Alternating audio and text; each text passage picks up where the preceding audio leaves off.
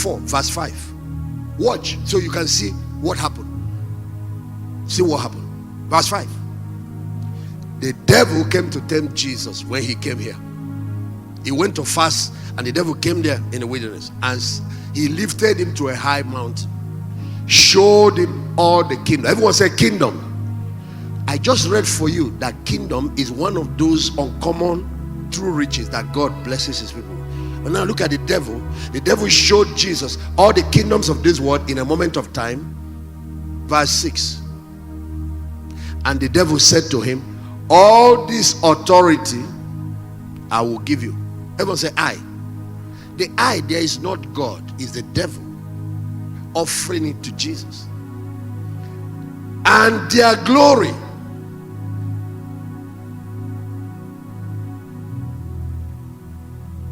Notice what David said. Thine is the kingdom, the power and the glory, the riches, the honor, and all of that. The devil said, I'll give you all of this kingdom. Great Britain, America, Australia. He's talking about political power and influence and dominion over these territories, plus the glory and all the wealth and the riches. I will hand it over to you. And then the devil said, for it has been delivered to me. I give it to whomsoever I wish.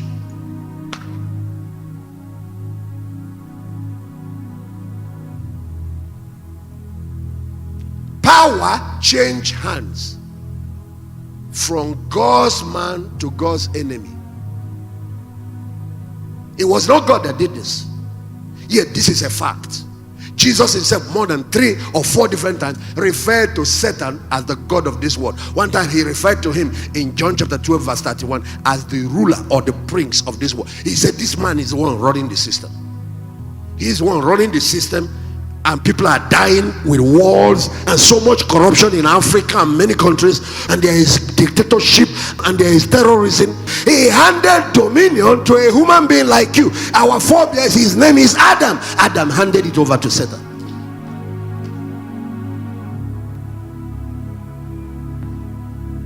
Let me tell you guys something. Look at it. Now is a judgment of this world. Now the ruler of this world will be cast out. That's where he was going to the cross. There is something again that happened on the cross. The first Adam was the one that handed the thing to Satan. The second Adam came to get it back. If the second Adam did not come, I cannot be standing here telling you how to get it. It would be impossible. But because he has done something to shift the thing back again, then this is the time to open the eyes of God's children. Dominion has been restored. Kingdom has been restored. Glory and honor has been restored. Can I hear you say amen? It is your birthright. When individuals serve God, the blessing comes on in those individuals and their families. When nations serve God, the blessing comes on a corporate level. When a company is built and that company dedicates a portion of his income or a portion of whatever for service of God and his purpose, a unique blessing comes upon that organization. It is marriage to God's purpose. When you enter into covenant, which now makes you married. You're no more like the ordinary girl playing around. You are now a committed person. Then you gain ownership. That's why even though the seed comes from the man, but the egg comes from the woman. So at the end of the day, the man said, this is my son, when they have a child. But the woman also said, this is my son. So you see, that thing that is produced is co-heir, co-owned by both of them. Both of them had a stake in it. You see, the seed comes from God, the vision comes from him, but it is my egg that he fertilized to be able to produce it. Just like a man can't have a baby without a woman, Jesus cannot have a baby without his bride called the church. You are his bride. The purpose of God depends on the people of God. If we don't do our part, we sit down and say, God will do it. Nothing will ever be done. God will not come from heaven to do it.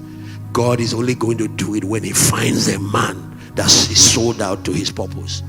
And it's the same thing with when a woman is committed enough in marriage to be willing to go through the pain of childbirth. Because the sweet part is the love making. And in church, the sweet part is worship. I love you, Lord. I will lay down my life for you. It's the doing part. The betting the purpose of God on earth is as tough as maternity experience. That lady has to be willing her tummy to be discounted. Sometimes they get stretch mark, they get all kinds of discomfort, emotional up and down, because you are a pregnant woman. You're trying to birth life. That's what it costs to birth the purpose of God, to allow Jesus to fertilize your heart with his vision and with his purpose. And after all those sacrifice going through maternity, no woman must die under your watch. Whether they are poor or not, they can afford good hospital or not, the church must take them at that point. Is surround them with prayer, but you must get them the best medical treatment available, and they will be taken care. And they take them through trainings, all kinds of premarital courses, teach them all the things that will help them, because a lot of people are ignorant. They get doctors to help coach, and then finally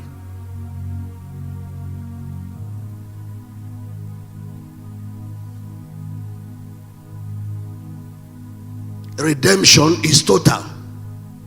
We shouldn't take one portion and drop the others. Oh, now is the judgment of somebody else is ruling this world. People are dying, hunger, epidemics, whatever. It's not God that is doing it. There's somebody. He calls him the thief. He comes to kill, to steal, and to destroy. He said, but the second Adam came to reverse the damages the first Adam caused. But you see, he only stayed 3.5 years. For the time he launched ministry to the end, he went to the cross, paid the price. He had to live to hand this mandate to you and I. The failure today is that the church has gotten blinded. And then many of you come from some of these countries, you move over here. The secular system designed to take God out, take your faith away. You get here, you get confused. You're not the first to live in Babylon.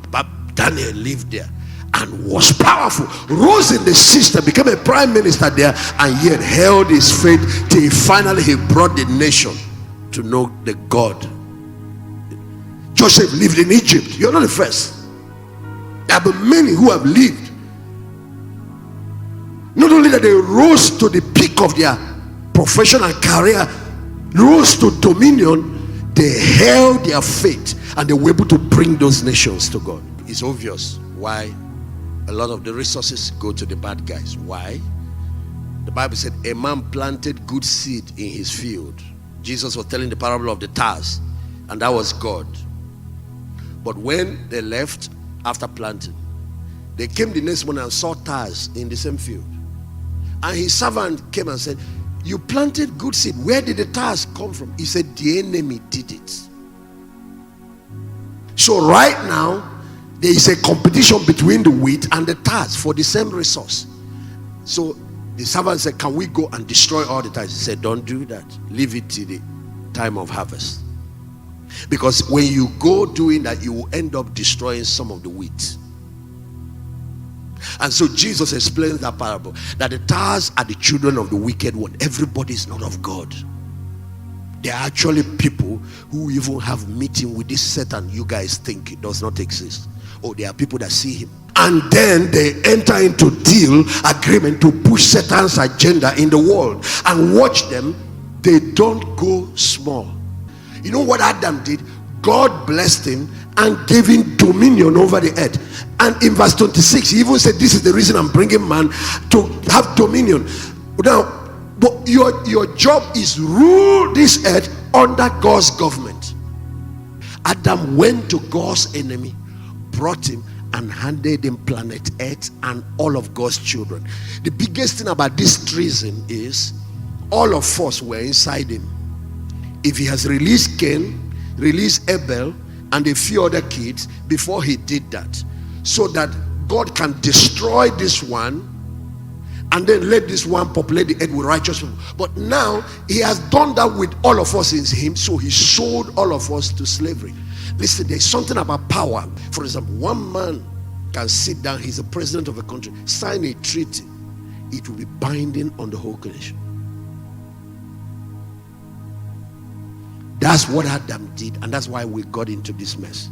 And now a new power, world power, comes in, and it is Satan, and he takes it. And the first child that was born from Adam is Cain. Look at 1 John chapter 3 verse 12. Look at what happened. The Bible says Cain was of the evil one. The devil took hold of this boy, and he was one to drive Satan's son. Cain, who was of the evil one, another one was born, and that one was righteous. He started following God, and now we have tares, we have wheat on earth. And these two lineage began to produce two types of human beings. There are two classes of human beings on earth. There are a godly human people who want to do what is right. They love their neighbor. There's another group who are coming up with technology to wipe out population, who are coming up with technology to start war. They know how to destabilize nations. They know what to do to destabilize a place. And while the place is and people are dying, they will be flying in, reaping the economy. If you have diamond, if you have all that, there are deadly things going on in this world. There are people coming out with things for women. They want you guys to be walking around naked. The lineage of Cain brought their own teachings, their own theology, their own ideology, their own worldview. The two are competing for who will have dominance on earth. When Cain killed Abel, and God sent me, say you're going to be a vagabond, a wanderer in the earth, disconnected him from the presence of God. Cain went out from the presence of the Lord. Now he's disconnected, he can't connect to heaven. Remember that what happened is that they offered sacrifices, and God received Abel's own. Fire came from heaven on it. Now, and his own, nothing happened. So he got jealous, he took care of the guy, killed the guy. After he killed him, God declared a curse on him and punished him. He started wandering. So the first thing, he leaves the presence of God. And the guy finds out, now I don't have priesthood. The second guy, I don't have any relationship with God. I don't have access to heaven. There is one thing I can take care of, the earth. I want to watch what is going on now. He leaves the presence of God, goes to the land of Nod, east of Eden, verse 17. He got intimate with his wife, and they gave birth to a gentleman called Enoch. This is not the Enoch. If you go to chapter 5, you see another Enoch that was a righteous man that came from the lineage of Seth, because Seth was the next child they had that replaced Abel. He was righteous. So it was that lineage that traced all the way to Enoch, Noah, Abraham, and down to Jesus. The other lineage created all of the problems we have on the world today. But I need to show you something about them. So they gave birth to this Enoch. Watch what happened. And he built a city. The first people to build cities was the bad guys. Please show them one more time. The Tars built a city. The good guys were still living like early men,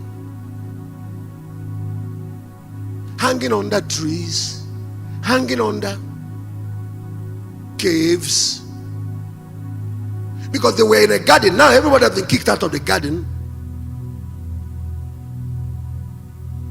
The people that invented real estate and developing major whatever is still happening. Why are you not interested in real estate?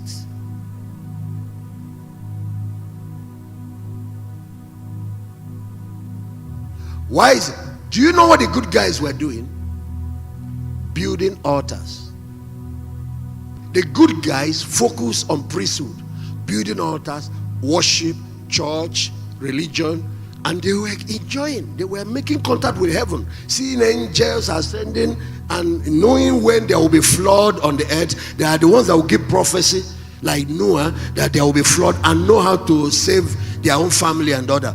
But the world where they live, the bad guys were building the institutions, the businesses to control it. Now I want you to listen now. The simple thing that I'm going to explode here and leave you, because you need to show me result when I see you next year.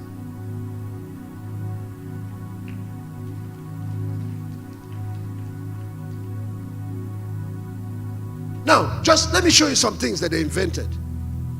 Okay, they built this city, calls the name by the name of his son Enoch. Okay, go to verse 18.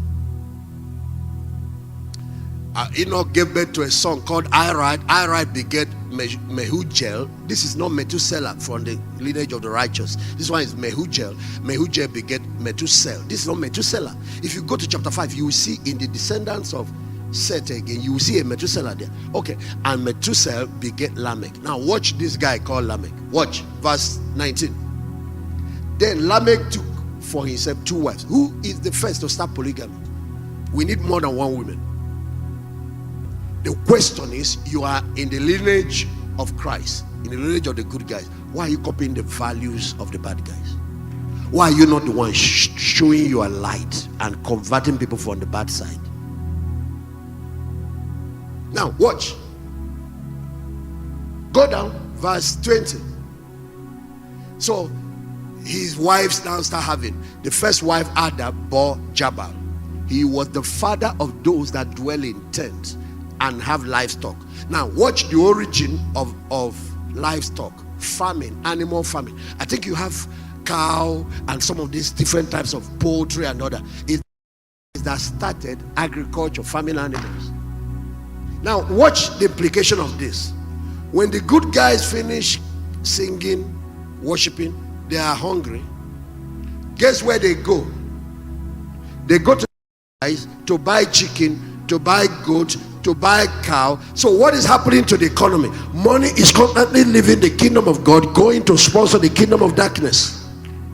When they need entertainment, they need to see movies, they go to the theater and use their money, pay to watch what the guys are producing. And now what is going on? They are becoming more rich, they're becoming billionaires, and then you guys are wondering why you are broke. It's not a matter of coming here to give God. When you finish burning incense on the altar, there is now what to do to bring the wealth of this world. He said the wealth of this world belongs to the righteous. Learn from the Jews.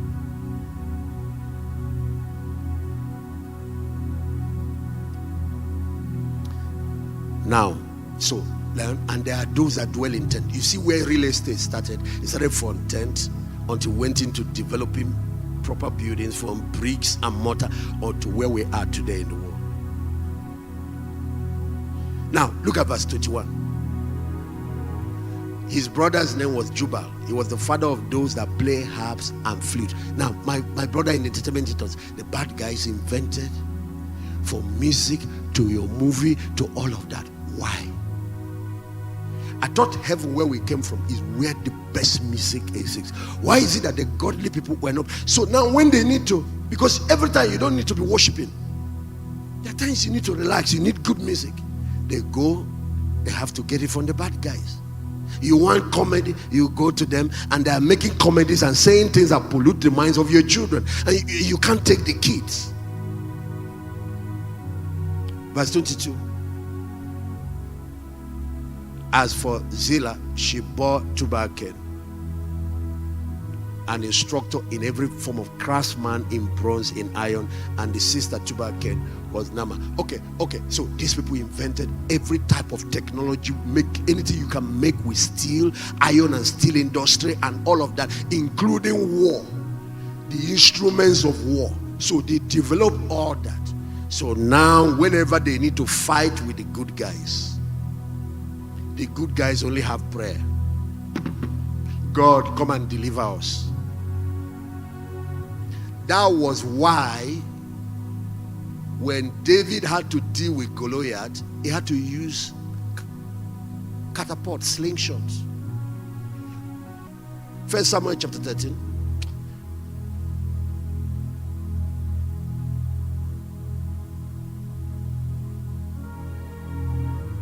verse 19.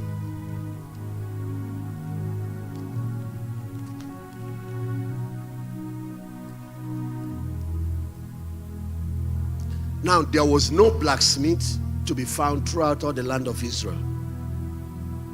For the Philistines said, let the Hebrews make sword or spears. Can you imagine the whole nation? No one blacksmith, nobody can make anything with metal, any tech. So they don't make their spoons, they don't make their farm implements, they don't make anything. Anytime they want it, they cross over. Okay, look at the next verse, verse 20. And watch. But all the Israelites will go down to the Philistines to sharpen each man's plow, his mattocks, his axe, his sickle. So even to do farm, you go buy it from them. Okay, the technology for sharpening it, when it gets blood, they won't let you. Anytime they need to sharpen, they go again and pay. So you see how money is living. David was the one that changed this. The last time a Jewish man used slingshot was the time David did it. Every other war you read in the Bible, they were heavily equipped with the best military technology in the world, because they have learned to balance this thing. Look at it. And they charged them for sharpening was a beam for plowshare and mattock and forks and all of that. Then verse 22. So it came to pass, or came about, that the day of war, the day of battle, there was neither sword nor spear found in the hand of any of the people that were with Saul and Jonathan. The only two people that had it was the king Saul and his son Jonathan. The whole army of Israel was not armed. Do you see why Goliath came up? He was oppressing them. Saul's leadership kept shifting the economy over to the other side, but nothing. Ladies and gentlemen, when I come back next year, I don't just want to hear testimony, I was healed, I was all that. That's priesthood, and healing will continue, and miracles. The last day's revival is that the mountain of the Lord's house shall be exalted above the mountains, and all nations shall flow into it. I want to hear one of you now has a car renting company. You own it. You own it. You employ people, create jobs. There are two things you should be looking at: who own the businesses, and then who are the ones going for professionalism in their career. Those are the two things the Jews do. They create the companies and the institutions, or if they want to go and work, they become professionals. They will go to medicine, they will go to pharmacy, they will go to and take it to the peak. If they want to go into entertainment, they go to own the record label. If any of them want to sing, you can sing, but they own the thing. God raised Abraham and his descendants to reverse the trend. Do you know what he did since that time? Here is the key. If you get this key, you've made it. You go as a Jewish person and learn priesthood from the Jews. Learn the ministry of altar, prayer, sacrifice, all of these things that bring the power of God, bring the glory of God. From the moment you conclude 13, 14, they see that your character, your values have been solid. You have been properly discipled, so the world won't confuse you. They now send them to the other side to go and learn their technology, their wisdom, their craft, how to build business, build kingdom, build institutions. You will notice since the time of Abraham till today,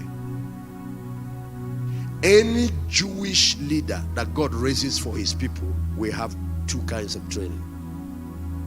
They will have that spiritual training they get from the Israeli and their rabbis and all their spiritual leaders.